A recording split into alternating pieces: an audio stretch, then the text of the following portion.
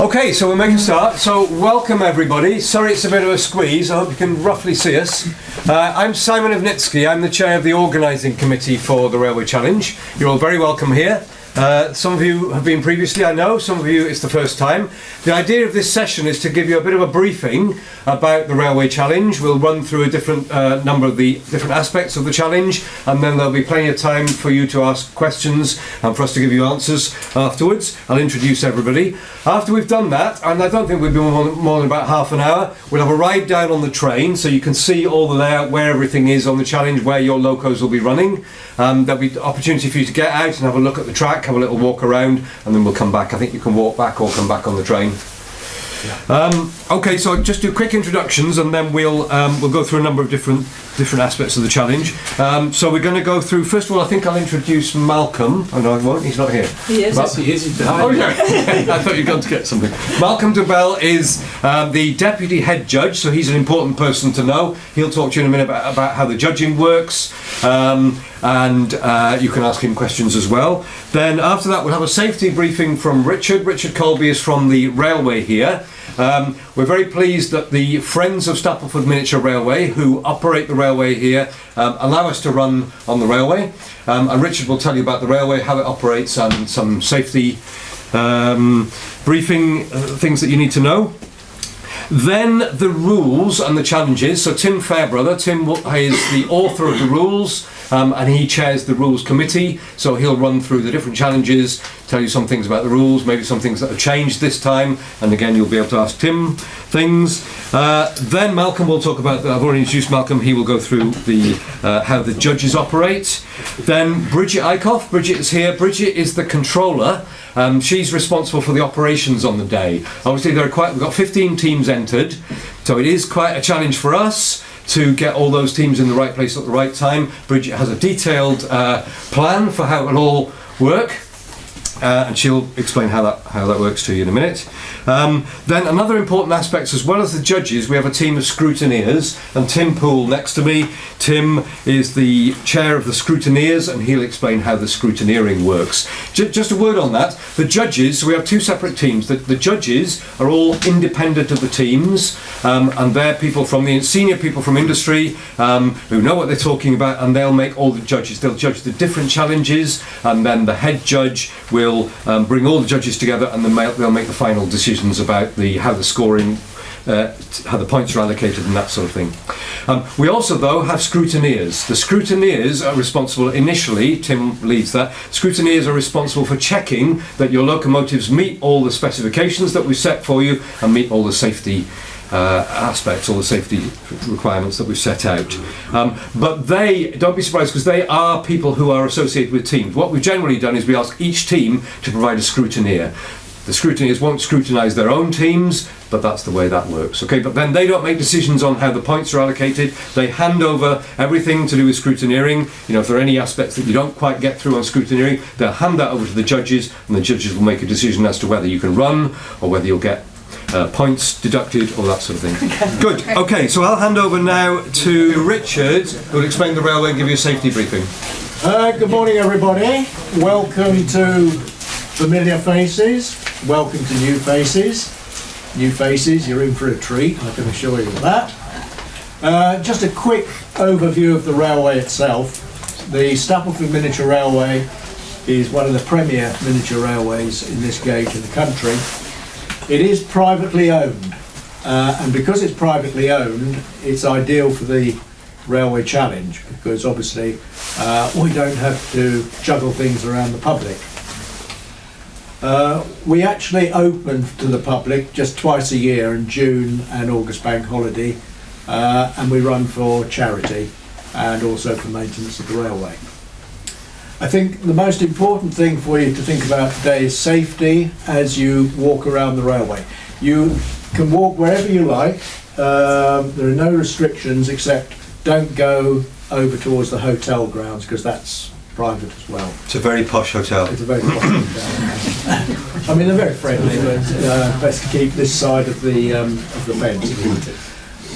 When you are walking about, please be very careful to step over rails, not on them, because rails and sleepers as well particularly this time of the year, can be extremely slippy. When you're riding on the train, please keep your arms and legs inside the coaches at all times, and generally don't touch things which look as if they might be important. Apart from that, feel free to wander around and get a feeling for the railway and its environment. Okay? Oh, okay, thank you very much, Richard, and thanks to the friends who are always very supportive. You'll find when you come here, the friends, Richard and his colleagues, are always happy to help the teams, and even if things fail, they've got quite a good workshop here. So, right, next one is the rules on the challenges, Tim.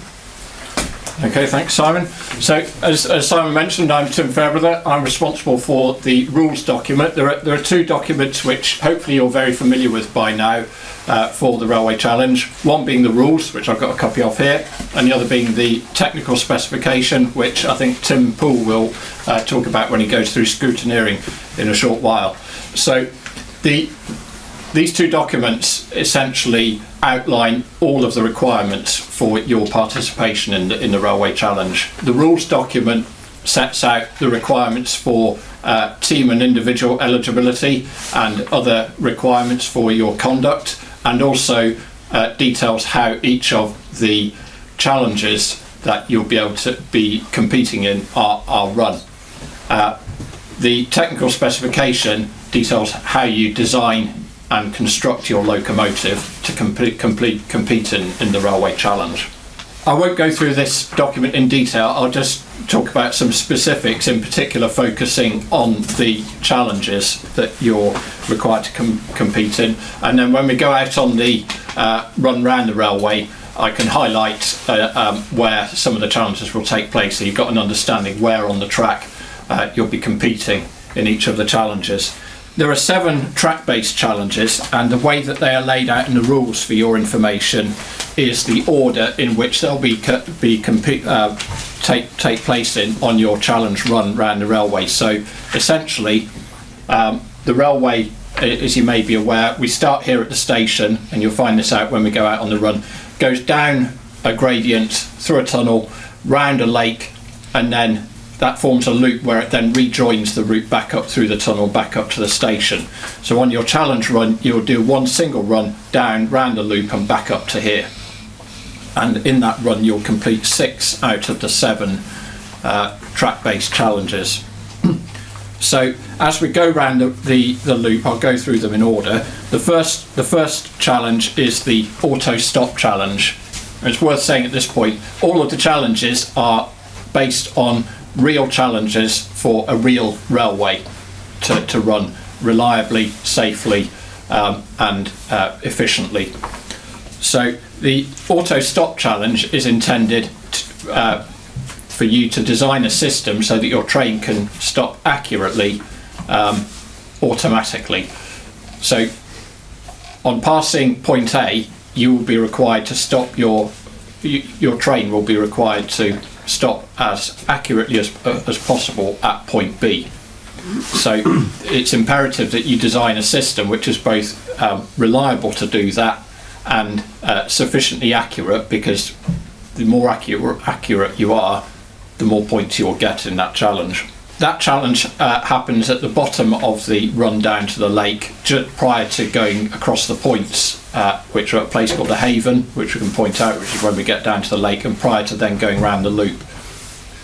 The majority of the loop is then used for what is the ride comfort challenge, and this is where we fit an accelerometer and a ride comfort meter to your locomotive, and then we assess the ride comfort of your locomotive, because the comfort of the ride of a train is important to passengers and train crew alike. So that challenge is relatively straightforward. Take note of the technical specification, which requires you to have a ferrous, i.e. magnetic plate, such that we can fit the accelerometer to it, because that has a magnetic base on it, and that needs to be accessible so that we can easily fit it and remove it. So we don't want you to be getting tools out to remove a roof or other components of your locomotive, so that we can actually fit that on. Once you completed the ride comfort challenge, we then stop and you start the energy storage challenge. This is, as it says, requiring you to store energy through braking, which then you can reuse to propel the locomotive again, and we measure how far you can propel the train using the recovered energy. So this is all about energy efficiency and not effectively wasting energy through braking, but actually reusing that energy in a useful way. So the challenge has changed slightly from last year in that in previous years we've required you to stop between 2 points. Now you only need to stop before a given point, and then your energy will be the distance you travel under recovered energy will be measured from that point. If you overrun the point, then the distance that you overshoot it by whilst braking will be deducted from the distance that you move having used the recovered energy. The energy storage effectively completes the loop down by the lake, and then we're on the return back up to the station. On that section of the railway, we do a combined challenge of traction and the noise challenge. So noise is important. We don't want rolling stock which is noisy, because that has an impact on both the people that are travelling on the train and also anyone that is adjacent to the railway. So we require your trains to be hopefully as quiet as possible. So we'll measure noise when you're competing in the traction challenge, the idea being that you can't be quiet, particularly if you have a diesel generator or similar, whilst you're trying to accelerate rapidly. So that's why those two challenges are run concurrently. So the traction challenge is to measure the time it takes you from a standing start going up a gradient to pass a second point, and the noise challenges, we use a microphone mounted adjacent to the track at that second point. So as you pass that point, we measure the noise emitted by your locomotive as it passes. So those are the 5 challenges that are run as you go around the railway. Combined with that, there is also a reliability challenge, and that is run over the course of the weekend, and points, you start with a total of 150 points, and then points are deducted based on if you partake in one of the 3 runs over the challenge weekend. There are three runs. There's a scrutineering run, a test run, and then the challenge run is the final run. If you compete in each of those, then you retain your points. If you miss any of those, then you'll get a points deduction. And then equally there are points deductions for if you're late starting. So if you Bridget will go through the operation plan, but if you don't meet your allocated start time here at the station because you're not ready or your locomotive isn't ready, then you'll get points deductions. And equally, if you have a failure going round the railway which delays you, then you'll get points deductions for the reliability. And there is also a heavy deduction if you require external assistance to get your locomotive recovered or removed from the railway. The final track-based challenge is the maintainability challenge. This is essentially a static challenge which takes place somewhere up here in the station area, where you're required under controlled circumstances to remove and then replace a powered wheel set on your locomotive. And the reason that it's done in a staged fashion is so that the judges who are monitoring and assessing that challenge can ensure that you're doing it in a safe manner. We don't want you to be so fast that you discard safety. You need to consider safety as part of that challenge, and that's why you're also required to put together a method statement and risk assessment to accompany that challenge. We don't want any unwelcome incidents to occur during that challenge. Clearly, lifting a locomotive, which will be a few hundred kilos in weight, presents safety risks in terms of finger or other limb trapping if it's not done in a correct and safe manner. Accompanying the 7 track-based challenges, then there are 4 presentation challenges. 3 of these require you to submit paperwork in advance, or electronic submissions rather than physical paper, in advance of the event. So we've got the design challenge, where you are required to put together a design report, a innovation challenge, where you present on an innovative solution that you have implemented in your locomotive, a technical poster, and the idea of this is that you then have a poster which can be displayed at the Railway Challenge weekend, so that spectators and other people who attend can have some understanding and be informed of your locomotive, its design, etc. Then during the course of the weekend, you will also be required to present in a business case challenge, and this is where we simulate that you are seeking to sell your design of locomotive, a fleet of them, to a railway, and you are essentially required to put a business case as to why the railway should buy your locomotive. So we have a panel of judges who you present to, and then they award you points based on the merits of your presentation. Like I say, I'll give you a bit more of a summary in terms of the track-based challenges as to where they actually take place out on the railway when we go round. And equally, if you have any questions about how any of them are run, or a clarification on any of the rules for any of the challenges, then feel free to ask me. I think the final thing to mention in terms of a change from last year, for the track-based challenges, then this year 1/3 of the points are awarded for you using reasonable endeavours to attempt each of the challenges. So just by attempting, even if you don't record a success, if you attempt the challenge, then you'll get 1/3 of the points. The remaining 2/3 of the points are awarded based on what you achieve in the challenge. So, for example, in the energy storage challenge, if you make a reasonable attempt but fail to record any distance travelled on your recovered energy, you will score 100 points, 1/3 of the 300 points for that challenge for the attempt, but 0 points for what you achieve. So out of the 300 points, you would score 100 points. If you achieve a distance, then you will get a score out of the 200 on top of the 100. If you don't attempt that challenge at all, you'll get 0 points. So hopefully that's clear, and it will be down to the judges to determine whether you've made taken reasonable endeavours to attempt the challenge. I don't want to specifically comment on that, but for example, it may be if you have a solution which during the course of the weekend has proved to work, but on your challenge run it doesn't work, then you may get the 100 points. If you come and clearly haven't developed a solution for the energy storage challenge in your locomotive, then you'll definitely get 0 points. Thank you, Tim. We'll do questions at the end if that's okay, because we've got a few more to get through. So I think Malcolm next. Malcolm is the deputy head judge, if you remember. Hello, everybody. So be polite to him.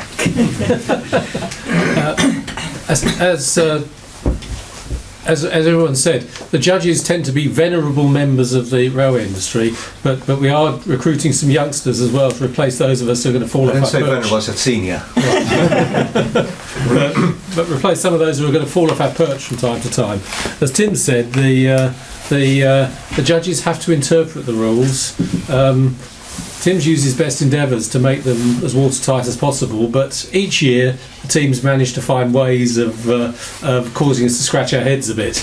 But we will try and interpret the rules to encourage and not unfairly penalise. But the one thing that will cause you to get lots of penalty points is safety infringements. You know, it's as Tim said, half-ton locomotives will make you cry ouch a bit if they fall on your foot. A few tips from experience of judging some of these things. The design challenge, they specified how long they're allowed to be. Many teams don't actually use all that space, and from experience, those who've used the length of the allowed to fully describe their locomotive tend to get more points. So be aware of that. There's a requirement for a compliance matrix, and there's an example of one on the website, and use it because it will help you check that you've complied with Tim's specification, this tin specification, and will also help the judges actually find the references to where you've complied with the specification, so we can search the things. Because trying to judge 14 or 15 110 page documents, we'll struggle to see the wood for the trees. Could I just add a note on that? Because in addition to the technical specification, some of the clauses in the rules which are underlined, you are also required to demonstrate compliance with in that compliance, clause by clause compliance. Diagrams are helpful, explanations are helpful. One without the other isn't necessarily very helpful. One example, I often get diagrams showing the brake system on the locomotive, and it's not immediately clear whether it's a fail-safe design or not. So make sure that diagrams and explanations accompany each other. Moving on to the innovation challenge, you're required to produce a paper describing your innovation. Will take a fairly dim view if you've made no attempt to incorporate your innovation in the locomotive. We'll be understanding if you've tried and failed, but if there's been no attempt, you probably need a pretty good story. And lastly, the business case challenge.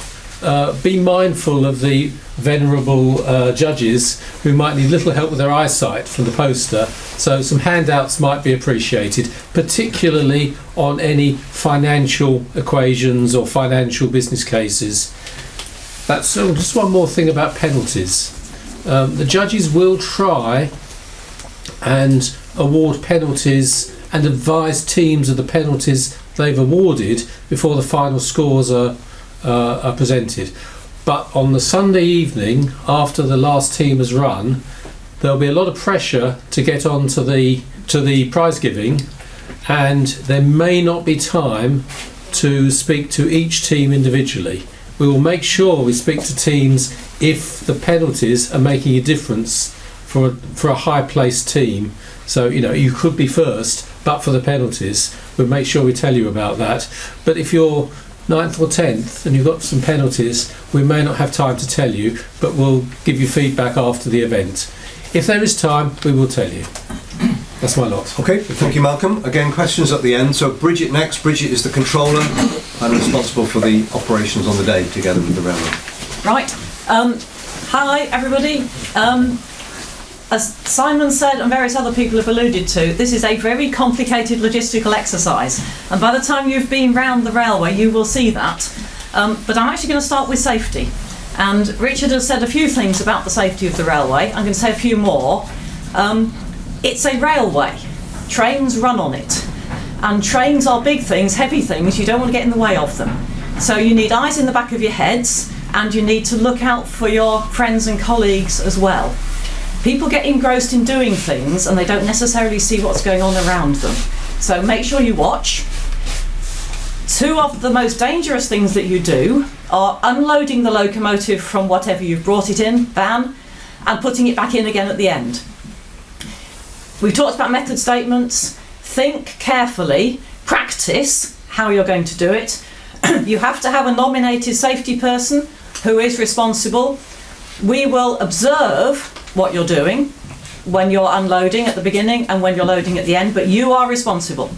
So make sure that you think very carefully how you're safely going to get your locomotive into the van, out of the van, onto the track.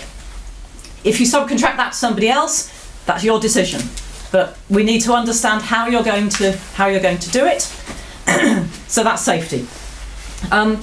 And I think that the rules are quite clear about protective equipment, boots, gloves, anything else that you think is appropriate. So make sure that you are properly protected. We don't want any accidents. So then on to the operation of the railway. Richard and his colleagues are the railway folk. They operate the railway, they operate the signals, they provide the guard on your train, they provide the driver for the rescue loco. The IMechE doesn't do that.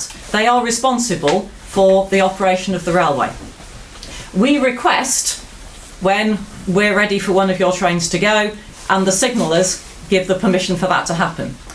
The signals will operate on some days of the weekend. They may not operate on every day. We will tell you whether the signals are operating on a particular day or not. But when the signals are operating, you must obey all the signals. Passing a signal at danger will give you lots of penalties. It's not recommended, for the safety reasons as well. So think carefully about what you're doing, and be aware of the safety. From the logistics point of view, Tim's already talked about this, Tim, the different challenges. The way that the weekend works is you arrive on the Thursday, and then on the Friday we start with the scrutineering, and there's static scrutineering. Tim's going to talk about what he's checking. Static scrutineering, which says, have you generally met the specification? Are you safe to at least have a run? Then there's the dynamic scrutineering, which checks the things that can only be checked when you're moving, like your speed control and your brakes. We can't test those when you're not moving. So there's the dynamic scrutineering run. That's all on the Friday.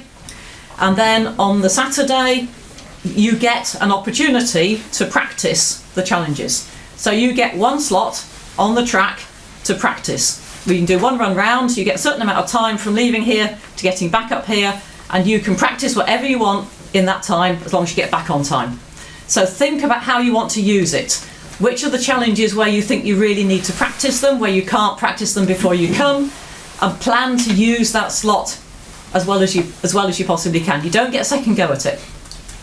And then on the Sunday are the main challenge runs. That's when it's really complicated on the logistics. And I'm going to wave my spreadsheet at you, which you won't be able to see. That's the spreadsheet for last year's runs.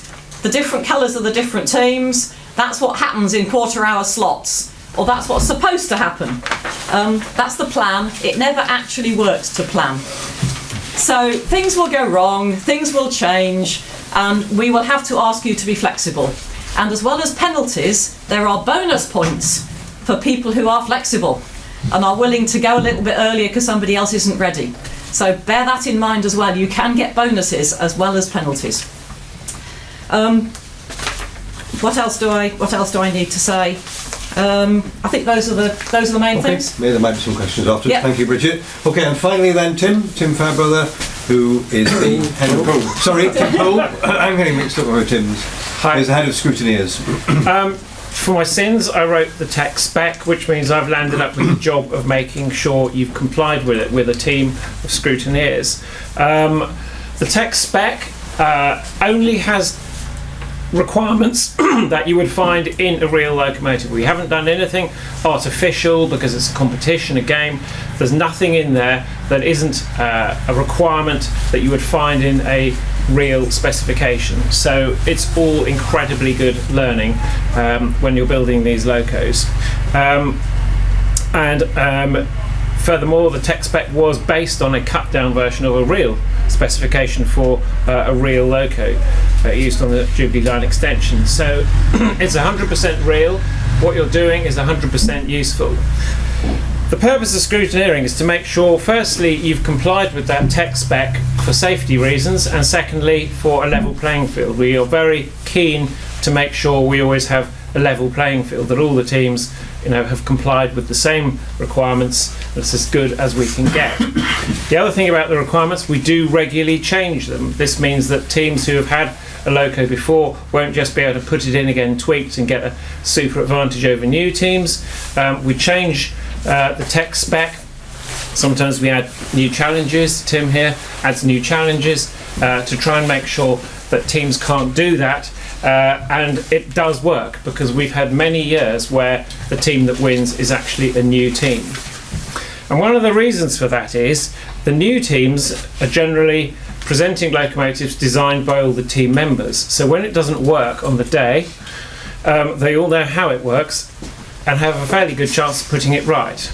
The older teams have inherited the loco from last year, slightly bit laxer on these things, busy with their finals, busy at work, turn up on the day, it doesn't work, and they've no idea how it worked in the first place. And that's a shame, because if you don't do the dynamic scrutineering, that will make Bridget and Malcolm very worried. If you haven't demonstrated you haven't got a speed limit, if you haven't demonstrated your brakes are the right brake rate, that will cause great concern. And also, if you can't get it working at all after quite a long period, you won't be able to run. And every year we have locos that don't run. So we have 15 entries, we're hoping for 15 to do the challenge, and that doesn't happen. And that's a real shame, because all of you will have put a huge amount of work into this. It's a great fun weekend, but it's much more fun if you can actually have a go at the challenges. So one of the clauses we really do look at for your sake is, have you tested the train before? Have you tested the train before somewhere? There's clauses in the rules, the scrutineering sheet you'll see, which look at the things we're going to check on the day. There's clauses in the tech spec. Really do those test runs, get them signed off. That's to make you do them, because it's for your benefit. It's so disappointing if you turn up on the day and you can't run. That's a real shame. So when we go through the scrutineering, clearly Malcolm will have already checked you've done a clause by clause compliance design wise. It's gone through. This is what really happens on the real loco this was based on. I went to Germany, it went to this. It's not rocket science. Just to go through the tech spec, satisfy yourself in your own mind you've complied with everything. But scrutineering will check the ones that are very important for level playing field and safety. And they were divided into 3. The loco stopped and we're just looking at it, sharp edges, things like that, right markings, the locomotive switched on, we check things like the emergency brake buttons work, and then if we're happy with all that, it goes and does its dynamic scrutinising, which of course will depend on the locomotive actually working. And that is a big hurdle to cross for some teams. The other thing is, of course, you've noticed it's 10.25 inch gauge. Real railways are 4 foot 8.5 gauge. So does anyone thought about roughly what scale these locomotives are? Roughly, anyone? 5. It's 1 to 5 roughly. So how much lighter is your loco than a real loco, which would typically weigh about 90 tons?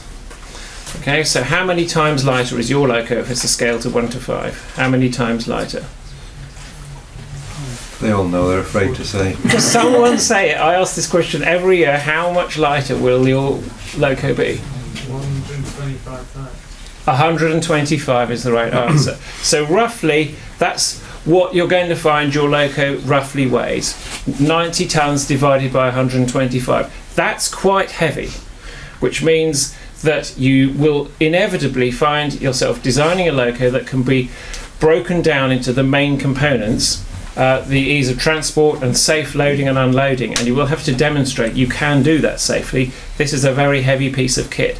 So when you're designing the loco, also make sure that you can take it apart into however many bits you want. You can get the bogies off and on again without wiring 45 different wires into an edge connector, without rebuilding airlines, etc., etc. Make sure that you can dismantle it and reassemble it quickly to get that loco working as fast as you can. And if you are inheriting a loco from last year, really do make sure that you understand it. The final thing I'd say is these locos, for all those good words, will not work perfectly. You will not arrive on Thursday evening, go to the pub for 2 days and come back on Sunday to run it, because that I've never seen happen. You will be fiddling with it. And if you're fiddling with it, you are here in the east of England where it is very sunny, very hot and very dry in summer, and there is not a team that's come here twice that doesn't bring a little gazebo to put over the top of you. It's hard to imagine how hot it is when you're here. Today it's quite cold, but every team brings a gazebo to work under, so do bring that, because that will make life a lot more pleasant when you're trying to get things going. And if it does rain, it's also useful. It's also useful for rain as well. So that's all I can say. Look at the scrutineering sheet. It's on the website. And look at the things we'll be checking, but really just go through it clause by clause and tick it all off. And then the scrutinising will be a relatively painless process. It will be fair. I can't, for instance, scrutinise the Birmingham or the TfL loco, and all the other scrutinisers are obviously banned from 2 locos in the same way. So if you have any questions on the tech spec, just ask me or send them in later. And do remember, if you do send a question in, Christina or anyone, okay, that question will be put on the website and the answer will go to all of you, so it is again completely fair. Thanks. Okay, thank you, Can I Tim. say one more thing, Simon. One thing I forgot to say is you will be parked somewhere around here during the weekend, but it will not be the same place all the time. Your loco, when it goes out for a run, may well come back and be parked somewhere else. We don't guarantee you the same place to keep working on it. So all your tools, all your equipment needs to be movable. So that when your loco is here or over there or on the turntable that isn't built yet, you can take anything you need to your loco and work on it there. So don't assume you've got one place and you're going to stay there. Okay, thank you, Bridget. Just want to add to Tim's mention of the Scrutineers Checklist. That is there on the website, so make sure you look at that and go through all of those before you come here, because that's exactly what Tim and his team will go through. So if you've already been through and know you're going to pass them, then you're off to a good start. The other thing that you should look at, which is in the rules, is that there's a list of things that we need you to send beforehand. Some of them you've already done. Project plan, design report is 4 weeks prior to the competition. Okay, so that's coming fairly soon, so be aware of that. And then there are other things, including a video showing the logo running. So make sure you comply with all of those. Okay, so what we're going to do now, then, you can still ask questions as we go around, but I think we'll move to the next stage. Can I just follow that? Thank you. So we're going to go down now on the train, and we're going to go down to, if I can get this right round, we're going to go down to the Haven, as we call it, the Haven, which is before the loop. Okay, you can't really see, but I'm pointing to it here. We'll stop then, you can get out of the train and walk around and have a look at that area. Then we'll get back in the train, we'll go right the way around the loop where you do the Ride Comfort Challenge, and we'll stop in the area where the Energy Storage Challenge is going to take place, and also the Dynamic Scrutineering will take place there, where we test your brakes and a few other things. And then you can have a look. Are they going to get out there or not? Or just sit in? Yeah. Okay, you can get out there as well, then get back in, and you can they walk back up if they want to? If they want to, yeah. You can either walk back up or have a ride back up in the train then.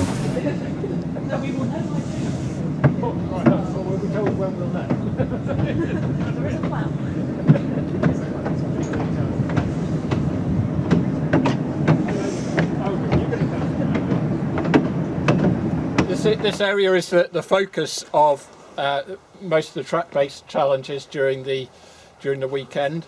So as I was saying up at the top, then the auto stop challenge, which is the first of the track-based challenges, that takes place on the approach to the Haven here, such that your train is expected to stop at point B, which will be somewhere around where the locomotive of this train is stopped now. So your auto stop system will be designed to will have to kick in at the point A, which will be a bit further back up the track, and then your locomotive is expected to stop at point B, which will be somewhere on this concrete hard standing at the Haven. We might quietly put it there, simply that somewhere to hammer in the stick. Possibly, yeah.